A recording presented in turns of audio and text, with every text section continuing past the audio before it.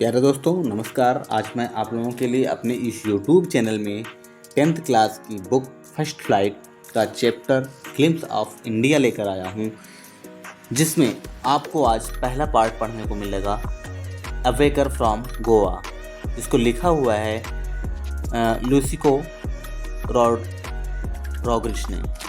तो आइए देखते हैं इस चैप्टर को। बिफोर यू रीड, आपके पढ़ने से पहले एक्टिविटीज़ में देखेंगे discuss in the class. To class में डिस्कस की गई ही बातें हैं। What images of people and places come to your mind when you think of our country. What images, कौन सी इमेज, कौन सी photos of people and of places, लोगों की और स्थानों की देखते हैं आप। कम टू योर माइंड, आपके दिमाग में आती हैं चीज़ें। व्हेन यू थिंक, जब आप सोचते हैं आवर कंट्री, हमारे देश के बारे में। जब आप हमारे देश के लोगों के बारे में या वहाँ के स्थानों के बारे में कुछ फोटोज देखते हैं तो आपके दिमाग में हमारे देश के बारे में कौन कौन से विचार आते हैं। Second, what parts of India have you lived in. What parts of India, Bharat के किन भागों से यू लिव, तुम रहते हो और विजिट अथवा आपने देखा हुआ है। Can you name some popular tourist destinations. Can you name, क्या तुम बता सकते हो कुछ नाम, सम पॉपुलर टूरिस्ट डेस्टिनेशन, कुछ प्रसिद्ध टूरिस्ट स्थानों के बारे में। देखें third number,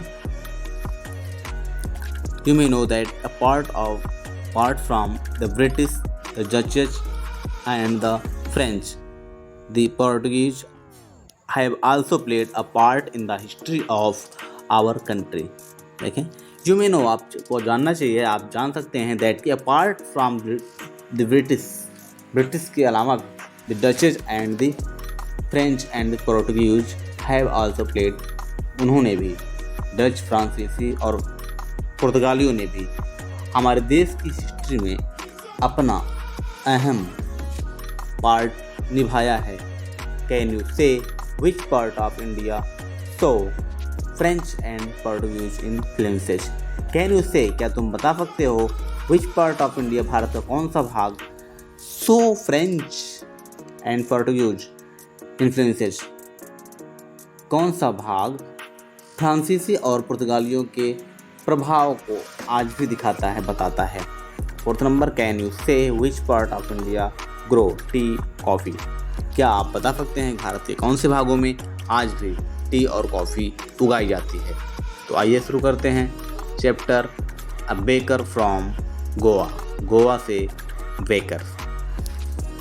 this is a pen portrait of the traditional man गांव village baker who still has an important place in his society. This is a pen portrait.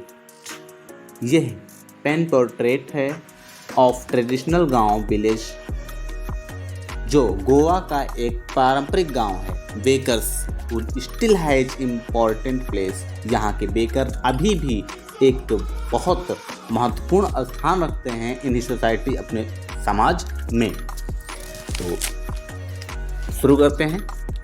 Our elders are often heard reminiscing nostalgically about those good old Portuguese days.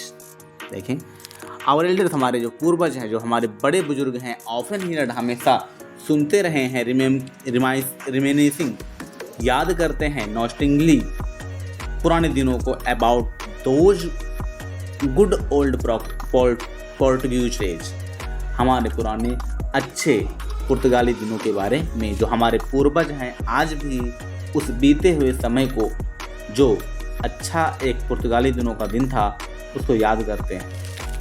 The Portuguese and their famous loaves of bread, पुर्तगाली और उनके फेमस bread, या कह सकते हो loaves of bread, double रोटी। Those eaters of loaves might have vanished, but the makers are still there. We still have amongst us the mixers, the molders, and those who wakes the loaves. Those eaters of loaves might have vanished. जो वो खाने वाले थे, double रोटियों को खाने वाले थे, might have vanished, शायद लुप्त हो चुके होंगे, मर चुके होंगे, but the makers are still there, लेकिन जो बनाने वाले हैं आर स्टिल देयर, अभी भी वो मौजूद हैं वहाँ पर. Be still have amongst the mixers. Be still, हम अभी भी हैव अमंगस्ट रखते हैं द मिक्सर्स, जो वो मिक्सर मिश्रण, द मॉडलर्स वे सांचे जिसमें ढाला जाता है, and those who bakes the loaves, और वे लोग पकाने वाले जो इस डबल रोटी को बनाते हैं. Those age old time tested furnaces still exist. Those age old, वे पुराने दिनों की टाइम टेस्टेड परीक्षण की हुई फर्नेस में सब भट्टियाँ स्टिल एग्जिस्ट, अभी भी मौजूद हैं. वो पुराने समय की टेस्ट की हुई परीक्षण की हुई भट्टियाँ आज भी मौजूद हैं. The fire in the furnaces has not yet been extinguished. The fire means होता है आग, हैज़ नॉट बीन एक्सटिंग्विश्ड, अभी भी उन भट्टियों की जो आग है बुझाई नहीं गई है, बुझी नहीं हुई है. The thought and the jingle of the traditional bakers bamboo heralding his arrival. देखेंगे कि जो उनकी झंझनाहट की आवाज़ है, ट्रेडिशनल बेकर्स बैम्बो, जो पारंपरिक बेकर्स हैं, वो अपनी बांस से झंझनाहट की आवाज़ पैदा करते हुए हेराल्डिंग, जो घोंफड़ा करते हैं या संकेत करते हैं, बताते हैं. द अराइवल मीन्स होता है आने की, इन द मॉर्निंग, सुबह के समय. Can still be heard in some places. Can still, अभी भी सुनी जा सकती है, सम प्लेसेस, कुछ स्थानों पर. सुबह जो बेकर्स हैं, पारंपरिक बेकर्स हैं, वो अपने बांस को लेकर के झंझनाहट की आवाज़ करते हुए सुबह के समय आते हैं, और यह आवाज़ अभी भी कुछ स्थानों पर सुनी जा सकती है. Maybe the father is not alive, but the son still carries on the family profession. Maybe the father, शायद पिताजी, not alive, अभी जिंदा नहीं होंगे, but the son, लेकिन जो बच्चे हैं, लड़के हैं, still carries, अभी भी जारी रखे हैं the family profession, अपने उस family profession को. तो उनके पिताजी शायद आज जिंदा नहीं हैं, लेकिन जो उनके लड़के हैं अभी भी अपने पुश्तैनी व्यवसाय को जिंदा रखे हुए हैं. These bakers are even today known as poder in Goa. These bakers, जो ये बेकर्स हैं, आर इवन टुडे, आज भी ये नोन जाने जाते हैं एज पैडर इन गोवा. गोवा में पैडर के नाम से जो बेकर्स हैं आज भी गोवा में ये पैडर के नाम से जाने जाते हैं. During our childhood in Goa, the baker used to be our friend, companion and guide. During our childhood, मेरे बचपन के दौरान, हमारे बचपन के दौरान इन गोवा में bakers used to be friend. Bakers हमारे दोस्त के रूप में, कंपेनियन साथी के रूप में, एंड गाइड, और गाइड के रूप में जाने जाते थे. हमारे बचपन में गोवा में जो बेकर्स थे वे हमारे दोस्त, हमारे साथी और हमारे पथ प्रदर्शक के रूप में जाने जाते थे. Used to come at least twice a day. Used to come, वो आते थे, लीस्ट ट्वाइस, कम से कम 2 बार, दिन में 2 बार, कम से कम वो दिन में 2 बार आते थे. Once when he set out in the morning on the selling round, and then again when he returned after emptying his huge basket. देखें, once he set out in the morning, जब वो आते थे सुबह selling round, बेचने के दौरान, जब वो अपनी डबल रोटी बेचने के लिए आते थे, and then again, और फिर दोबारा when he returned after emptying his huge basket, और जब वो अपनी बड़ी बड़ी टोकरियों को खाली करके वापस लौट रहे थे. The jingling thud of the bamboo woke up from sleep, and we ran to meet and greet him. The jingling thud of his bamboo. The jingling में होता है झंझनाहट की आवाज़, ठग और बंदूक के दगने की जैसी आवाज़, ठक की आवाज़, बैम्बो बांस की, वो कब हमको जगा देती थी फ्रॉम स्लीप, सोने से, and we ran to meet, और हम दौड़ते थे मिलने के लिए, एंड ग्रीट थी, और उनका स्वागत करने के लिए। तो उनके ठक ठक की आवाज़ और उनकी झंझनाहट की बांस वाली आवाज़ को जब हम सुनते थे हम जग जाते थे, और उनसे मिलने के लिए, उनका स्वागत करने के लिए हम दौड़ पड़ते थे। वाई वाज इट सो, यह ऐसा क्यों था? Was it for the love of the loaf, was it, क्या ये था, the love of the loaf, उस डबल रोटी को पाने की चाहत? नॉट एट ऑल, नहीं, ऐसी कोई बात नहीं है। The loaves were brought by some Paskine और Bastine, the maid servant of the house. The loaves were brought, वो लोफ्स जो थी, डबल रोटियाँ जो थी, खरीदी जाती थी बाय सम पास्किन, कुछ पास्किन और बास्टिन के द्वारा, द मेड सर्वेंट, जो कि मेड सर्वेंट हुआ करती थी हाउस, घरों की। What we longed for were those bread bangles which we chose carefully. Sometimes it was sweet bread of special make. What we longed for, हमारी इच्छा क्या होती थी? Were those bread bangles, कि जो bread bangles होते थे वे, which were chose carefully, उनको बहुत ही सावधानी से चुनाव किया था, लिया जाता था। समथिंग, कभी कभी, या समटाइम, कभी कभी, it was sweet bread of the special make, कभी कभी ये बहुत मीठी रोटी बना दी जाती थी, या कह सकते हो विशेष रूप से मीठी रोटी बनाई जाती थी। The bakers made his musical entry on the scene with the जैंग jang sound of his specially made bamboo stuff. The bakers made, वो बेकर पैदा करते थे म्यूजिकल एंट्री, अपनी संगीत में प्रस्तुति, संगीत में आने की आहट, on the scene with the जैंग जैंग, जैंग जैंग की आवाज़ करते हुए, अपने जो बैम्बू से जो बांस होता था उससे वे जैंग जैंग की आवाज़ करते हुए अपने आने की सूचना देते थे।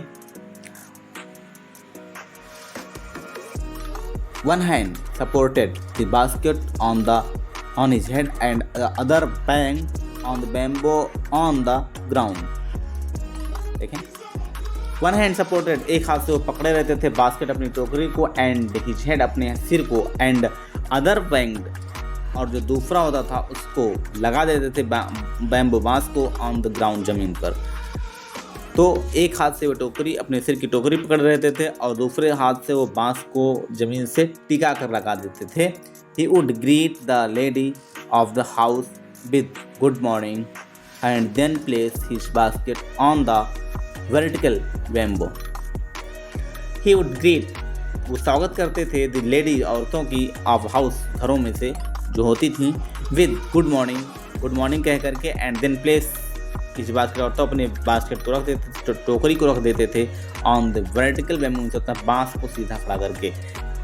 तो जब वो आते थे तो सुबह घरों की औरतों को गुड मॉर्निंग कहते थे, और इसके बाद वे अपनी टोकरी को, बांस को खड़ा करके उसी के ऊपर रख देते थे। We kids would be pushed aside with mid rebuke and the loaves would be delivered to the servant. Big kids, हम बच्चे, would be pushed, हमको धक्का दे दिया जाता था, aside, साइड कर दिया जाता था, बगल में कर दिया जाता था, and mild rebuke नहीं होता है, मुझे हल्की सी डांट सुना दी जाती थी, and the loaves, और जो डबल रोटियाँ होती थी, would be delivered, उनको दे दी जाती थी the servant, नौकरों को। हम बच्चों को पीछे ढकेल दिया जाता था, और हल्की सी डांट या झुझकार मिल जाती थी, और जो डबल रोटी होती थी उसे नौकरों को दे दिया जाता था। But we would not give up, लेकिन we would not give up, लेकिन हम हार नहीं मानते थे। We would climb a bench or a parapet and the peep into the basket somehow. We would climb, हम चढ़ जाते थे, बेंच, एक बेंच पर, और द पैरापेट, अथवा किसी एक मुडेर पर, एंड पीप आउट इनटू, और हम झांकते थे दिवार के टोकरी में समहाउ, किसी भी तरीके से। हम लोग या तो किसी बेंच पर चढ़ जाते थे या फिर किसी मुडेर पर चढ़ जाते थे और उनकी टोकरी में झांका करते थे। I can still recall the typical fragrance of those lobes. I can still recall, मुझे अभी भी याद है, the typical fragrance of those lobes, उन डबल रोटियों को बनाने वाली भट्टियों के बारे में मुझे अभी भी उन डबल रोटी बनाने वाली भट्टियों के बारे में अच्छी तरीके से याद है। Lobes for the elders and the bangles for the children. Lobes जो डबल रोटियाँ होती थी फॉर चिल्ड्रन, बच्चों, बड़ों के लिए, and bangles of the for the children, जो मीठी डबल रोटी होती थी वो बच्चों के लिए होती थी। Then we did not even care to brush our teeth or wash our mouths। फिर then we did not even care, फिर हम बिल्कुल भी ध्यान नहीं देते to brush our teeth, अपने दांतों को ब्रश करने के लिए, अथवा wash our mouth, अपने मुंह को धोने के लिए, प्रॉपरली मिलता है ठीक से। फिर हम बच्चे जो थे वे कभी भी ब्रश करने के लिए या अपने मुंह को धोने के लिए कोई केयर नहीं करते थे। Who'd take the trouble of plucking the mango leaves for toothbrush? Who'd take trouble? कौन जहमत उठाएगा the plucking the mango leaves, आम की पत्तियों को तोड़ने के लिए, for the toothpaste, टूथब्रश में होता है टूथब्रश बनाने के लिए, कौन टूथब्रश बनाने के लिए आम की पत्तियों को तोड़ने का झंझट मोल ले, and why was it necessary at all, और फिर यह सब ज़रूरत क्यों थी, या इन सब की ज़रूरत ही क्यों थी। The tiger never brushed his teeth. ये टाइगर मतलब होता है बाघ, नेवर ब्रश्ड, कभी नहीं ब्रश करता है, टीथ, अपने दांतों को। एक बाघ कभी भी अपने दांतों को ब्रश नहीं करता है। Hot T could wash and clean up everything so nicely after all. Hot T, गर्म गर्म चाय, वुड वॉश, धो देगी, clean up everything so nicely, बहुत अच्छी तरीके से, आफ्टर ऑल, फिलहाल गर्म गर्म चाय सभी चीज़ों को अच्छे से धो देगी। नेक्स्ट,